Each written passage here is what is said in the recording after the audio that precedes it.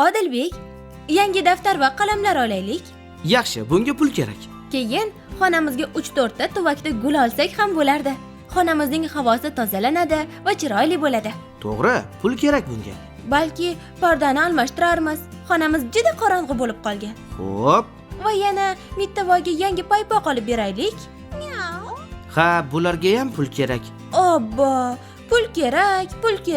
To'g'ri-da, hamma ehtiyojlarni to'ldirish, orzuyimizdagi narsalarni sotib olish uchun, barchasi uchun pul kerak. Pul topamiz. Axir bankimiz bor-ku? Bankimiz? Ha, dadam. To'g'ri, hozircha dadamiz, oyimiz hamma ehtiyojlarimiz uchun pul berishadi. Katta bo'lganimizda esa o'zimiz ishlab pul topib, o'z mablag'imizni yaratamiz. Sezgan bo'lsangiz kerak do'stlar. Bugun moliyaviy masalalar haqida gaplashamiz. Adolatxon, qizig'i, pul bu oddiy qog'oz, lekin unga qancha ko'p narsalarni sotib olish mumkin. Chunki turli buyumlarning o'z qiymati bor va pul bu qiymatni belgilashga yordam beradi. Ilgarilari pul paydo bo'lmaganda odamlar o'zlariga kerakli buyumlarni boshqa bir buyum berib almashtirib olishgan. Keyinchalik esa tangalar, qog'oz pullar paydo bo'ladi. To'g'ri, bugun hamma moddiy narsalarning qiymatini pul bilan belgilaymiz. Konstitutsiyamizning 150-moddasiga ko'ra, O'zbekistonda pul birligi bu so'mdir va butun hududimizda yagona cheklanmagan qonuniy to'lov vositasidir. Ya'ni mamlakatimizda hamma joyda mana shu so'mimiz orqali to'lov qilamiz va buni hech kim cheklay olmaydi. Milliy valyutamiz, ya'ni so'mimiz 1994-yil 1-iyuldan boshlab muomalaga kiritilgan. Nega so'm deyiladi? Agar tarixga nazar tashlasak, so'm eng qadimgi atamalardan bo'lib, Firdavsiyning Shohnoma asarida pul solingan qopcha ma'nosida qo'llanilgan ekan. So'm dastlab 1, 3, 5, 10, 20, 50 tiyinlik tangalar hamda 1, 3, 5, 10, 25, 50, 100 so'mlik qog'oz kupyuralar bilan bir vaqtning o'zida muomalaga kirgan. 1997-yil 1-martdan 200 so'mlik, 1999-yil 1-iyuldan 500 so'mlik, 2001-yil 1-sentyabrdan 1000 so'mlik banknotalar muomalaga chiqarilgan. Keyinchalik 5000 so'mlik, 10000 so'mlik, 50000 so'mlik banknotalar chiqarilgan. 100000 so'mlik esa 2019-yil 25-fevraldan boshlab muomalaga kiritilgan. Eng so'nggi bo'lib chiqarilgan kupyuralar 2000, 20000 va 200000 so'mliklardir. Pullarimizda tarixiy obidalarimiz va davlat organlari binolari, mustaqillik arkasi tasvirlari bor. Pullarni esa boshqaruvchi tizim kerak va bu banklar bo'ladi. Bank deb pullarni yig'uvchi, saqlab beruvchi, kredit va boshqa har xil vositachilik ishlarini bajaruvchi muassasaga aytiladi. Tasavvur qiling, har kuni ota-onangizdan tushlik va boshqa ehtiyojlaringiz uchun pul olasiz. Uning qanchadir qismini chegirib qolib yig'yapsiz. Qachondir pullaringiz ko'payadi va unga nimadir olasiz. Bankda ham xuddi shunday. Odamlar kelajak uchun kattaroq maqsadlarini ko'zlab, ko'p pul qo'yishlari mumkin. Bank bu omonat pullari uchun foiz ham to'laydi va pullar ma'lum miqdorda ko'payib boradi. Banklar to'plagan ana shunday mablag'lar hisobidan tadbirkorlik, biznes loyihalar, odamlarga maishiy texnika, avtomobil va boshqa zarur narsalar sotib olishlari uchun yoki yangi binolar qurilishi uchun kreditlar berishi mumkin. Masalan, yangi velosiped sotib olmoqchisiz, lekin pulingiz yetmayapti.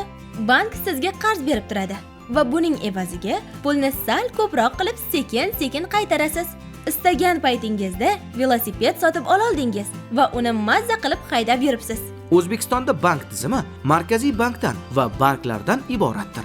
Markaziy bank bu hamma banklarni boshqaradigan bankdir.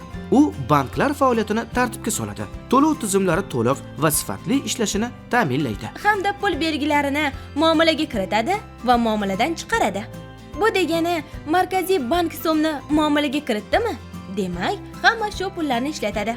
Agarda boshqa pul birligi bo'ladigan bo'lsa, markaziy bank o'sha pul birligini muomalaga kiritib, eskisini chiqarish huquqiga ega.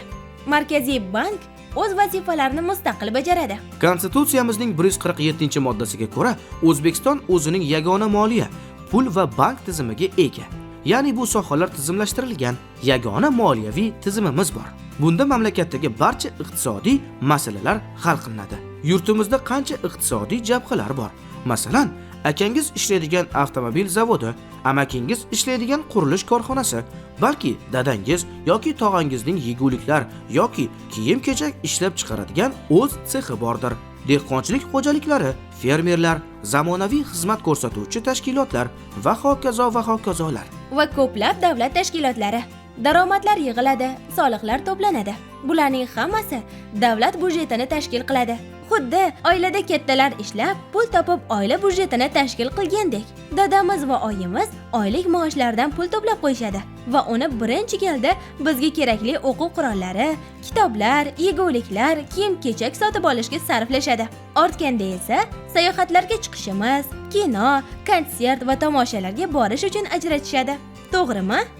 Davlat budjetida ham shunday. O'zbekistonning davlat budjeti respublika budjetidan, Qoraqalpog'iston Respublikasi budjetidan va mahalliy budjetlardan iboratdir. Respublika budjeti bu butun O'zbekistondan yig'iladi va respublika uchun eng muhim masalalarga taqsimlanadi. Masalan, o'qituvchi, shifokorlarga va boshqa davlat organlarida ishlaydigan kasb egalariga maosh, keksalarga pensiya, bolalarga kam ta'minlangan va nogironligi bor insonlarga nafaqalar beriladi. Maktablar, bog'chalar, kasalxonalar quriladi. Mahalliy budjet esa hududlarda, ya'ni viloyat va tumanlarda shakllanadi va o'sha hudud uchun muhim masalalarga sarflanadi. Byudjetni pul yig'adigan o'yinchoqli qutimizga o'xshatsak ham bo'ladi. Unga vaqti bilan pul tashlab, ko'p mablag' to'playmiz va bir kuni ochib, o'zimizga kerakli narsalarni olamiz. To'g'rimi? Men o'tgan yili to'plagan pulimizga gimnastika uchun jihozlarimizni sotib olgandim. Men esa futbol koptogi va mittivoy uchun koptok. Davlat byudjetini shakllantirish va ijro etish ochiqlik va shaffoflik asosida bo'ladi. Bu degani mablag'lar qanday yig'ilgani va nimalarga sarflanganini hamma bilib turadi. Do'stlar, o'tgan darsimizdan birida sizlar bilan fuqarolik jamiyati institutlari haqida gaplashgandik. Adolatxonning kitobxonlar klubi va Mittivoyning hayvonlarni himoya qiluvchi tashkiloti kabilar. Esingizdami? Bu kabi tashkilotlar va fuqarolar davlat budjeti mablag'lari nimalarga sarflanayotganini ustida nazorat qilishlari mumkin ekan. Bu jamoatchilik nazorati deyiladi. Ya'ni yurtimizdagi har bir fuqaro davlat budjeti qanday ishlayotganligini bilishga haqlidir. Davlat budjeti asosan soliqlar hisobiga ham to'ldiriladi. Tashkilotlar va jismoniy shaxslar o'z daromadlarining ma'lum qismini davlatga to'lashlari kerak.